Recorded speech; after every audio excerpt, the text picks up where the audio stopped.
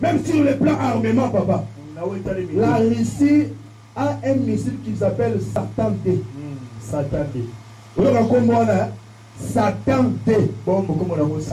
J'ai des vidéos à la maison dans mon ordinateur. Bien aimé, Vladimir Poutine, il est très bien armé, très bien équipé.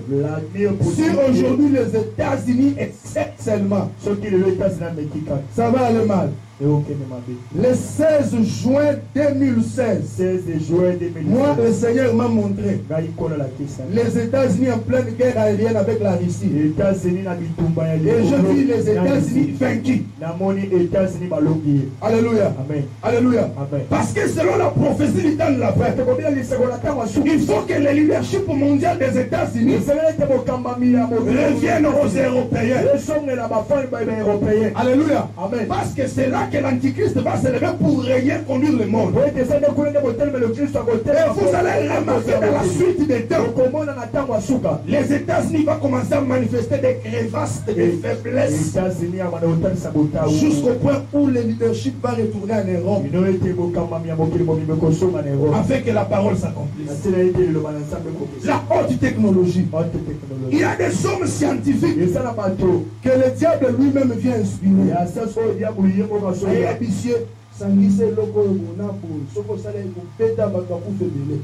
Et quand on voit un tel homme, on le prend, on le coffre quelque part, on commence à l'utiliser.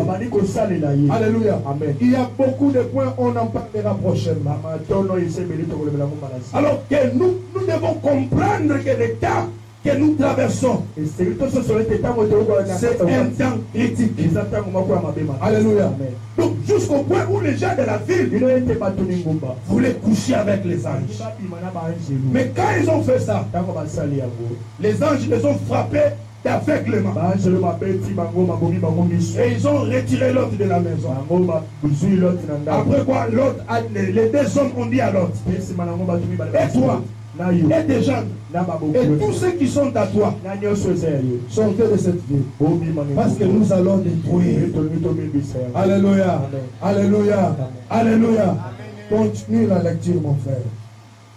14. Lot sortit et parla à ses gendres qui avaient pris ses filles. Levez-vous, dit-il, sortez de ces lieux, car l'Éternel va détruire la ville. Mais aux yeux de ses gendres, il parut plaisanter. Ah, bien aimé, nous sommes en train de parler. Nous sommes en train de prêcher. Que bientôt le Seigneur va revenir. Les autres pensent que nous plaisantons.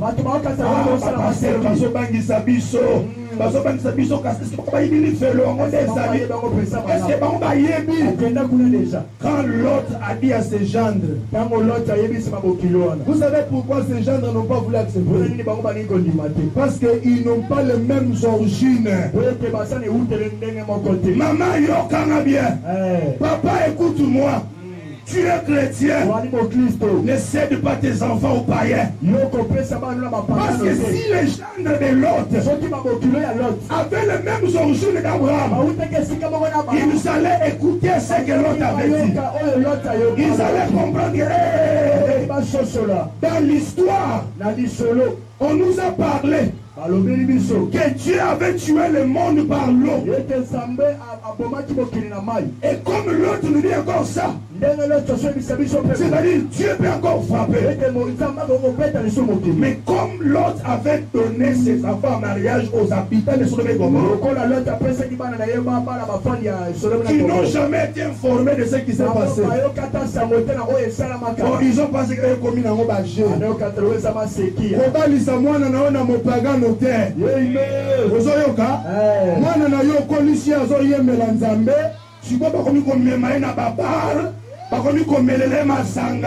Un monsieur païen a mêlé masanga, aïe na désert, la mélanga fufuna mwamba, na fumbo, fufuna désert du matin, masanga mêlé à l'angoué. Ok, na baba ki fufute, la mélanga loso, bako mwana ko bete me mwana makofi pamba. Ba ser mo le amen, hein? Ser mo ba amen. Wasana mado wasanini? Ah. Parce que l'autre, il avait des gendres païens. Si tu as des gendres spirituels, ils diront oui mon père.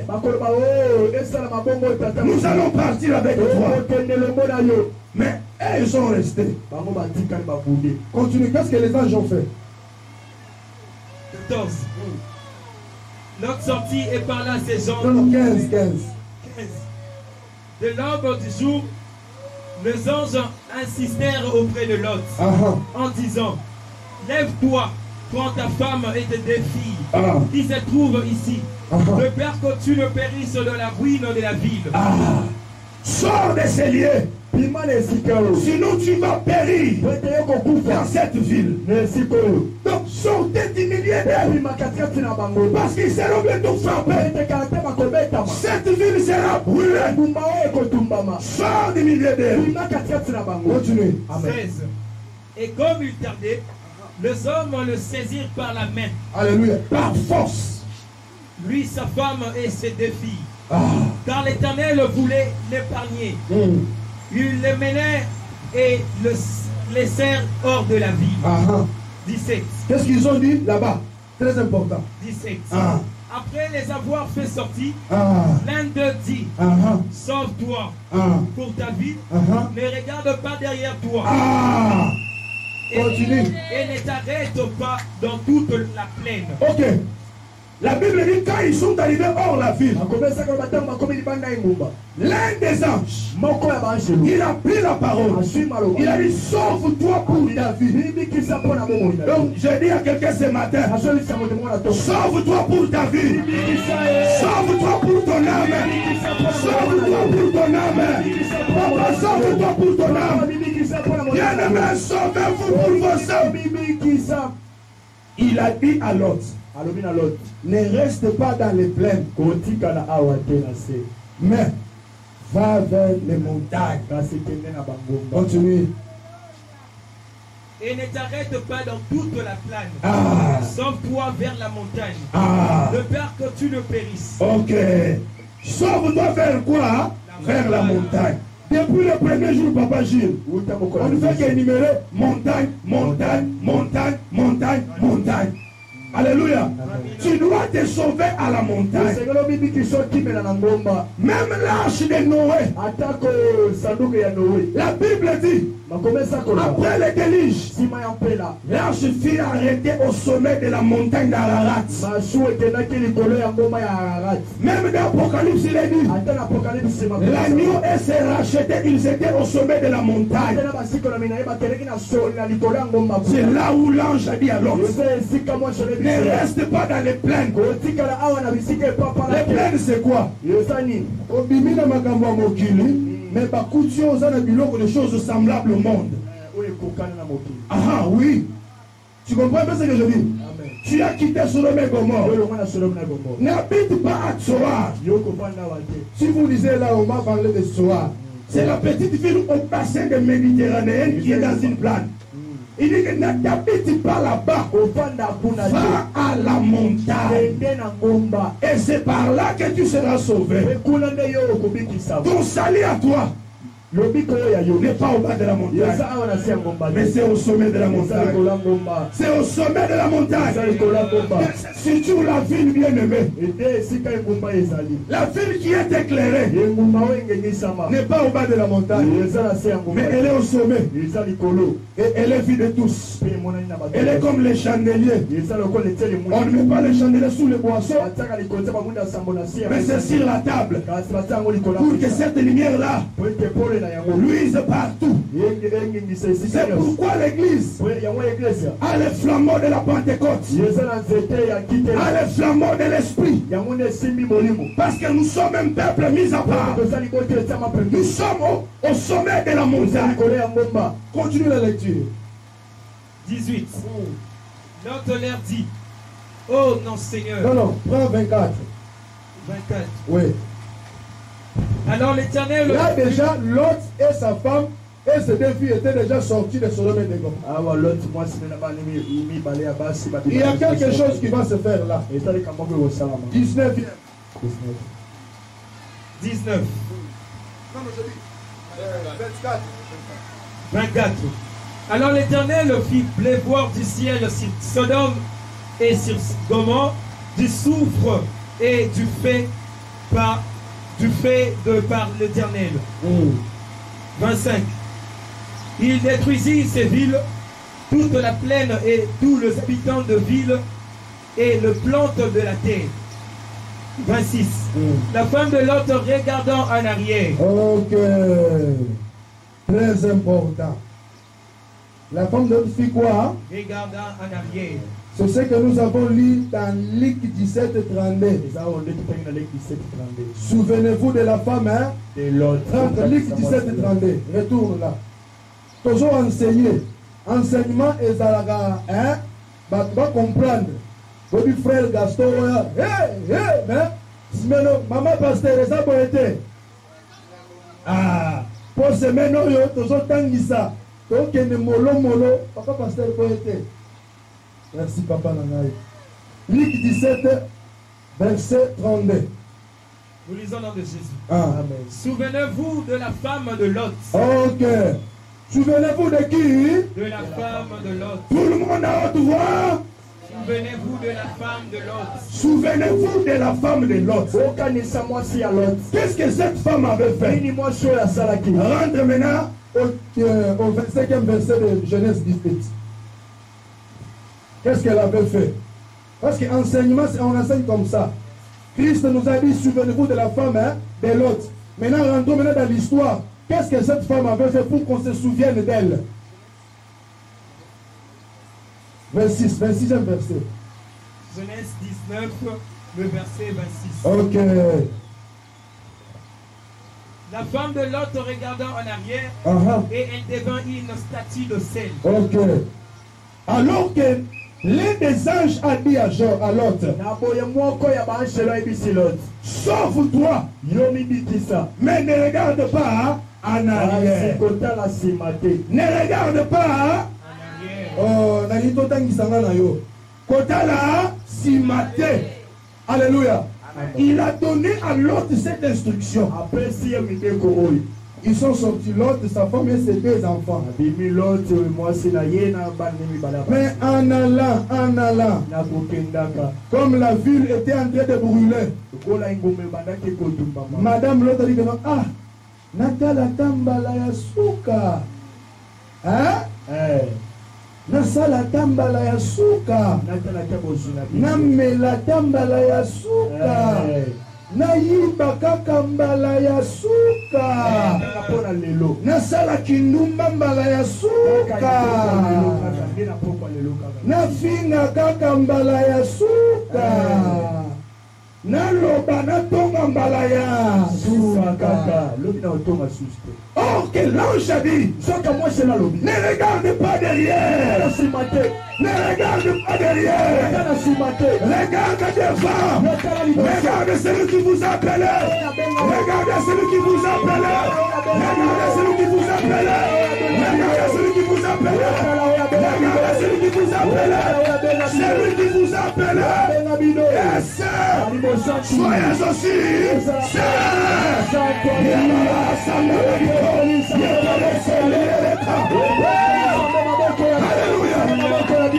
Alléluia. Ne regarde pas en arrière. Elle a regardé en arrière. Pourquoi? Son cœur était resté à Sodome et Gomorrhe. Il y a des gens qui ont quitté le monde. Nous autres, masakomelaka sur te makolo kendaka d'hôtel te mais mutema na yo etikala na mokili. Tu as un cœur qui est resté au monde, c'est pour cela que tu te tournes pour voir. Tu es dans l'église mais tu vois, tu filmes. Oui, parce que ton cœur est encore dans le monde. Tu as déjà quitté le monde, mais le cœur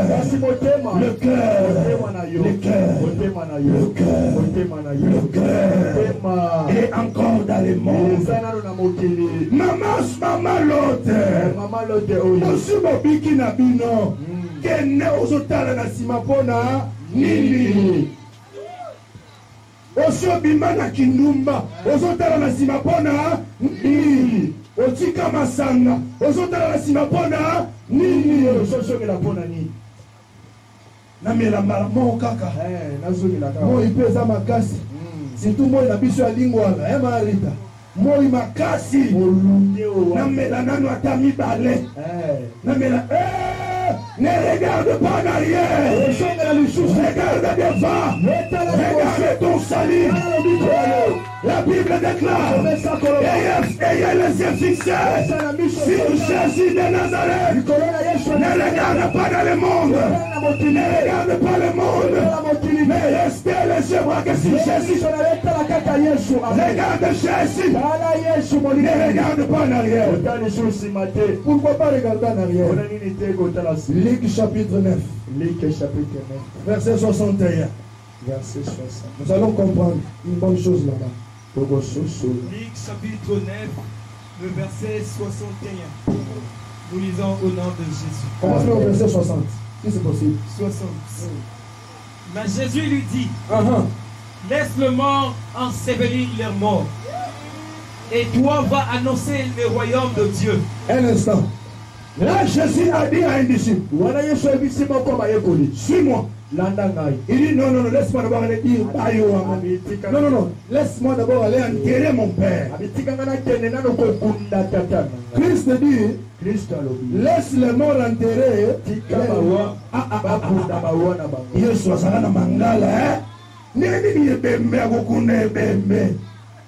Pas Jésus. Non. Le Seigneur Jésus parlait comme prophète. Alléluia. Amen. Quand il dit laisse les morts enterrer leurs morts, il fait allusion à tout celui qui n'a pas Jésus. Il est un homme mort. Même s'il est habillé en veste comme moi, en chaussures, il a bien coiffé. S'il n'a pas Jésus, papa,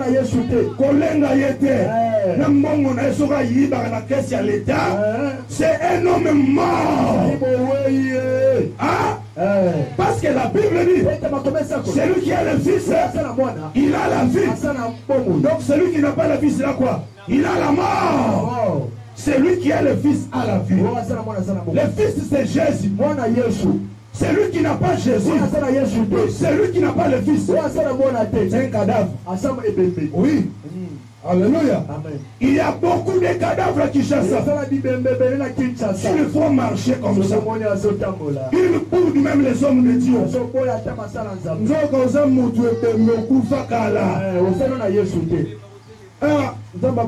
frère. Amen. Amen. Pourquoi il n'a pas Jésus? Continuez la lecture, mon frère. 61.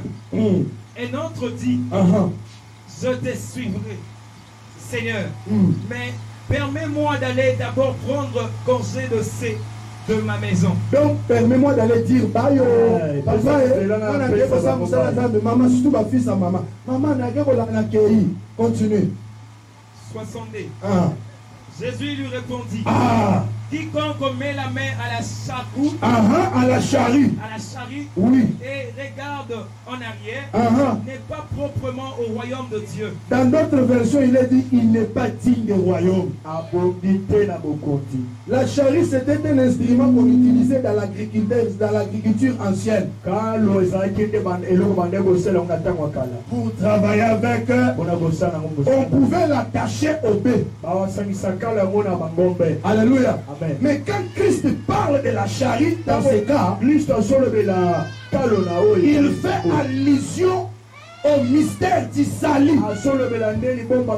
Donc celui qui a déjà mis la main à la charrue, il a goûté au don céleste. Il a parlé à l'âme. Il a chassé au nom de Jésus. Il voit les visions. Il prophétise. S'il regarde en arrière, il n'est pas digne des royaumes. Alléluia. Amen. La femme de Lot avait déjà mis la main à la charité. Elle était déjà vers les salis. Mais le fait seulement de se tourner, regardez en arrière, elle n'était plus digne d'être sauvée. Alléluia. Alléluia. Tu as déjà mis la main à la charité. Ne regarde pas en arrière. Sinon tu finiras comme la femme de l'autre. Quand elle vient une statue de sel, c'est juste une façon de dire qu'elle était disgracieuse. Alléluia. Amen. Parce que son mari et ses deux filles étaient sauvés par grâce. J'ouvre une parenthèse. Le temps de la grâce, d'abord, elle n'est pas éternelle. Qui est d'accord avec moi? Amen. Le temps de la grâce n'est pas pour toujours. Mais la grâce, c'est un temps donné pour sauver un type de peuple qui n'était pas éligible dans les salis. Alléluia. Amen. Et cette parenthèse de la grâce sera fermée. C'est pour vous dire quoi? La grâce n'est pas le temps que nous pouvons dire que c'est, ou bien que la grâce n'est pas une licence qui nous permet de mener la vie de salité. La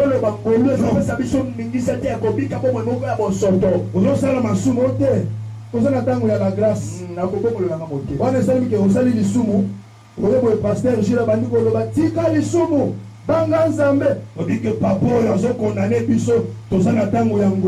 Non. Le temps de la grâce nous enseigne à renoncer à l'impiété. L'apôtre dit que allons-nous vivre dans les péchés parce que c'est le temps de la grâce? Non, loin de là. Alléluia. Le temps de la grâce nous a été donné pour nous sauver. Parce que toi et moi, on n'était pas éligible au salut. Mais seulement quand la grâce est venue, nous avions été sélectionnés pour participer dans le mystère du salut. Alléluia. Amen. Mais ce temps de la grâce, c'est une parenthèse qu'on a ouverte. Et on a écouté. Et à l'école, tu as télémia. Alors, on a fait 9h, 18h. On est sur Korea, à Kokota, pour ne pas se est-ce que ceux qui ont eu 20h au Kokota? Jamais. Non, réponds-moi. Si tu viens à 20h, il y a au Kokota? Jamais. Pourquoi? Parce que Zaki Kouké Bachela qui a Bongonga. Alléluia. Amen. Alléluia. Amen. Le temps de la grâce est pour un temps. Que la nuit est avancée. Les jours fait quoi? Approche. Selon cette écriture-là, la nuit qui est avancée, c'est la nuit de la grâce. Alléluia. Amen. Pourquoi je dis que la nuit c'est la grâce? Papa, na boutou na koko bimana pantalon à pembe ça na tache ya vert. Est-ce que vous avez dit na kola ta coupé na lidofolo na bibi bien pa na ngana na beti tour na mushi ba komona te. Soki kaka moi ebimi ba tu ba komona yo na nyonso zo sala ya mabe. En quelque sorte, le temps de la nuit qui est avancé, c'est le temps de la grâce. Alléluia. Où Dieu a laissé tout le monde le temps de se convertir. Le temps de la grâce, ou la parenthèse de la grâce, sera fermé par l'enlèvement. Alléluia. Quand l'enlèvement aura lieu, alléluia. Amen. Là, l'humanité va traverser les moments les plus difficiles. L'apôtre Paul dit, le mystère de l'iniquité agit. Alléluia. Amen. Alléluia. Amen. Mais il attend que celui qui les retient et il disparaît. Qui retient le mystère de l'iniquité? C'est la puissance du Saint-Esprit dans l'église. Alléluia. Bien aimé, une fois que l'église est partie,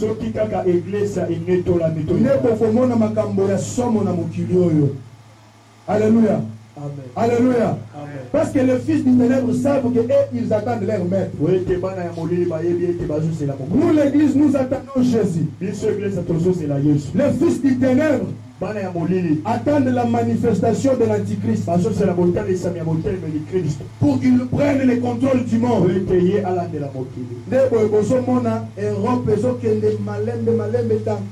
Se réunir dans la reconstruction de l'Union européenne parce qu'il faut que l'Empire romain renaisse au travers de l'Union européenne. Et quand l'Empire romain verra le jour, et l'Antichrist surgira de l'Europe, et le leader ecclésiastique sortira du Vatican. C'est ainsi on vous parle déjà de l'écuménisme. L'écuménisme, c'est l'ensemble de toutes les religions.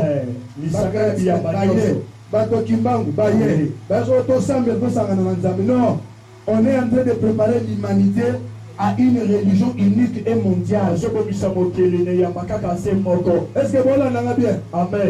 Réunion quelque part, la confession religieuse, union surtout que chrétien, musulman, kimbangu, nous devons savoir que nous n'invoquons pas tous les mêmes dieux. Les chrétiens invoquent Jésus, un Dieu d'amour. Va au Proche-Orient. Au monde musulman, au monde mais une telle religion, pourquoi? On prépare le monde à une religion unique et mondiale. Papa, ce sont des choses qui sont déjà en marche. Et cette religion-là, c'est le catholicisme qui va diriger le monde entier. C'est ainsi, j'avais dit que vous allez voir les États-Unis qui vont commencer à manifester des fissures. Des petites faiblesses afin de céder son leadership aux Européens. N'oublie pas que l'Italie c'est en Europe. Le petit Vatican, l'État des catholiques, c'est là en Europe. C'est là où le leader religieux va sortir. Et l'Église doit connaître toutes ces choses. Et toutes ces choses, vont se faire après l'enlèvement. Alors toi qui m'entends ce matin, la Bible dit, Apocalypse 18 verset 4, sortez du milieu d'elle, sortez du milieu d'elle, dans ces péchés se sont accumulés jusqu'au trône de Dieu. Bientôt cette ville sera frappée. Alors toi là, sors du milieu d'elle. Sors du milieu d'elle. Sors du milieu d'elle. Tu m'entends, tu es là. Quelle est la vie que tu mènes? Je suis serviteur de Dieu. Je peux voir, mais je ne verrai pas tout. Seul Dieu te connaît. Il connaît les endroits que tu fréquentes. Il connaît les petites maisons que tu entres. Il connaît les gens que tu fréquentes. À la maison, on te voit comme une petite fille innocente. Mais Dieu te connaît. Dieu connaît la vie que tu mènes. Mais ce matin, je ne suis pas venu condamner quelqu'un. Je suis venu apporter le message du salut, le message de la grâce, le message de l'amour, le message que Dieu lui-même m'a dit de vous donner. Et vous dire ce matin, sortez du milieu, sortez du milieu d'un peuple méchant.